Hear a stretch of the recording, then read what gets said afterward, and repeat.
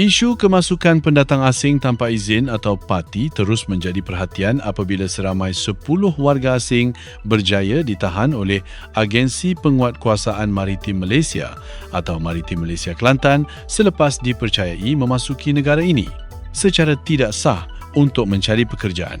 Dalam kejadian yang berlaku di tebing Sungai Kelantan berhampiran Kampung Kedai Buloh, Kota Baru, pihak berkuasa berjaya menahan kumpulan parti tersebut sekitar jam 2.13 pagi pada Selasa lalu.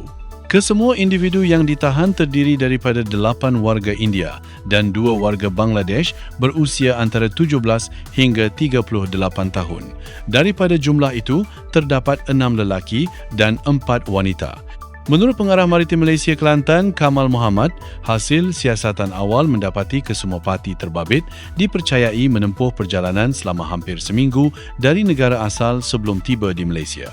Lebih mengejutkan, mereka dipercayai membayar ejen antara RM5,000 hingga RM12,000 seorang semata-mata untuk dibawa masuk ke negara ini secara haram dengan harapan memperoleh pekerjaan yang telah dijanjikan lebih awal.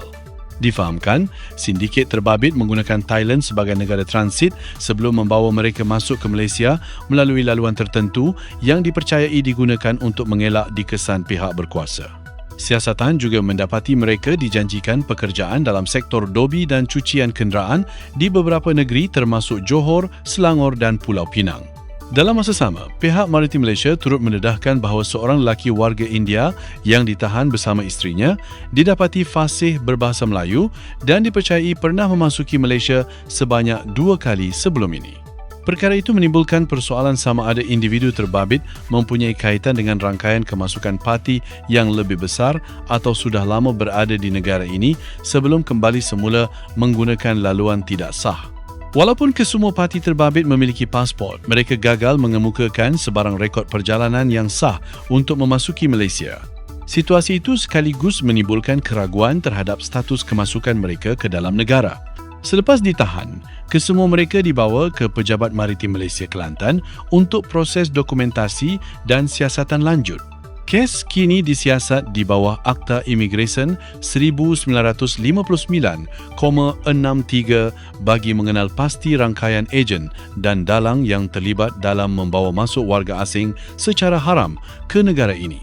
Pihak berkuasa percaya kegiatan penyeludupan migran menggunakan laluan laut dan sungai di kawasan pantai timur masih aktif kerana kedudukannya yang berhampiran dengan sempadan antarabangsa serta sukar dipantau sepenuhnya pada waktu malam. Maritim Malaysia turut menegaskan bahawa operasi pemantauan dan rondaan akan terus dipertingkatkan dari semasa ke semasa bagi membanteras aktiviti penyeludupan manusia dan kemasukan parti ke negara ini. Itu sahaja laporan kali ini. Terima kasih kerana menonton dan jumpa lagi dalam video seterusnya.